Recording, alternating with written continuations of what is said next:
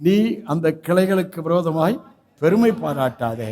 பெருமை பாராட்டுவாயானால் நீ வேரை சுமக்காமல் வேர் உன்னை சுமக்கிறது என்று நினைத்துக்கொள். நீ எப்படி பெருமை பாராட்டினேன்னா, இவனை முறிச்சு போட்டாரு, நான் அங்கே வந்துட்டேன், நாங்கள் இப்போ நல்லா என்ஜாய் பண்ணிட்டு இருக்கிறேன் அப்படின்னு அவனை அற்பமாக நினச்சி பெருமை பாராட்டுவாயானால், இங்கே டீச்சிங் எழுதுகிறார் பாருங்க, நீ வேரை சுமக்காமல் வேர் உன்னை சுமக்கிறது என்று நினைச்சு. என்ன நினைக்கணுமா? வேர் இயேசு கிறிஸ்து. நான் இயேசுவை சுமக்க முடியாது, அவர் என்னை சுமக்கிறார். ஹலோ, அவர் உங்களை சுமக்கிறாருங்க, உங்களை ஏந்துறாரு, சுமப்பாரு, தப்பிவிப்பாரு. முதிர் வயது வரைக்கும் ஏந்துவேன், சுமப்பேன், தப்பிவிப்பேன், நடத்துவேன் என்று சொல்லி இருக்கிறார்.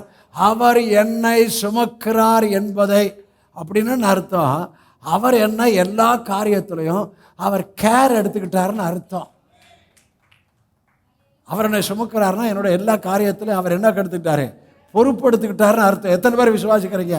உங்க எல்லா காரியத்திலும் அவர் ஏற்கனவே பொறுப்படுத்திக்கிட்டாரியா? ஏயா வீணா உங்கள் எல்லா காரியத்தையும் நீங்க எப்ப அவர் சரீரத்தில் சேர்த்தீங்களோ, ஞானசா எடுத்தீங்களோ, அப்பயே அவருடைய கண்காணிப்புக்குள்ள கேருக்குள்ள நம்ம இருக்கிறோம். யாக்கோபு சொல்றாரு, தேவன் மாடுகளுக்காய் கவலையா இருக்கிறாராம்.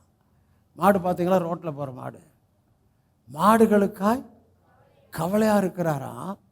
ஆகவே மோசேட்ட சொன்னாராம், எப்போ மாடு வந்து அந்த போர் அடிக்கும் போது, போர் அடிக்கிற மாட்டை என்ன பண்ணாத, வாய்க்கட்டு அது கொஞ்சம் சாப்பிட்டுக்கிட்டோம் அப்படின்னாரா. ஐயா, மாடுகளுக்காகவே கவலையா இருக்கிறாடா நீ பிள்ளை, நாம் பிள்ளை. சரி, எத்தனை பேர் பிள்ளைகளுக்காக கவலையாக இருக்கிறீங்க?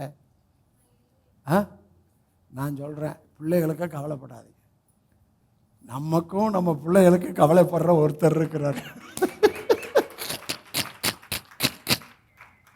பிள்ளைகளுக்கு கவலைப்படாத, எதுக்கு கவலைப்படாத, ஒன்றுக்கு கவலைப்படாத.